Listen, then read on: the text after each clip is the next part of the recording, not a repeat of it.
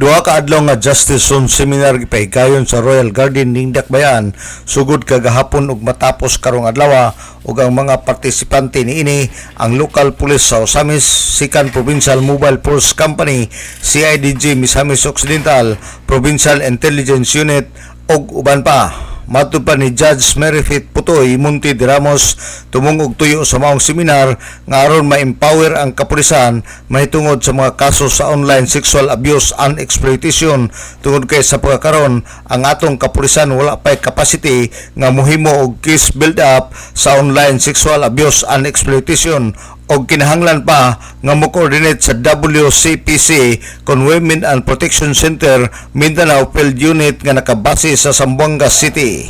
Ata karon diri sa Royal Garden because we're trying to capacitate our local PNP para sila mismo na pwede na rin sila mokandak og ilang kaugalingong online patrolling, online investigation, and then entrapment, all against USAIC and SISAM. Ito mga kaso diri karon so far diri sa Osamis City ang nagama gud ang nag-action ani ay kanang mga police officers from the WCPC Zamboanga City, mao na sila ang sa Women and Children Protection Center, Mindanao Field Unit. So gusto ta nga kita we would be able to clean our own backyards. That's why ato anang empower ang atong local PNP para sila mismo makaya nila na sila technical knowledge on how to do about this. Kaya ato magong crime manggod kay USAIC. That happens in the online world.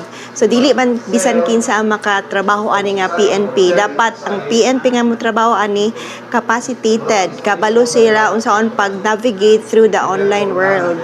So that's why naata diri karon for a 2-day seminar, workshop seminar of the Justice Zone. Si Judge Merifit Putoy Munti de Ramos ang Justice Zone Convenor og nang hinaot sumunti de Ramos nga human sa maong seminar ang atong kapulisan makahimo na sa ilang gimbuhaton mahitungod sa online sexual abuse exploitation ug ang mga mamumulong sa maong seminar adunay gikan sa WCPC Zamboanga City, mga huwes ug uban pa. Alang sa DXDD Radio Kampana, ang radyo sa simbahan, WD45 Dudong Barkamento, muduyog sa ika-75 nga kasumaran sa pagka-jubileo sa Archdiocese sa Osamis, Danag sa Dakbayan.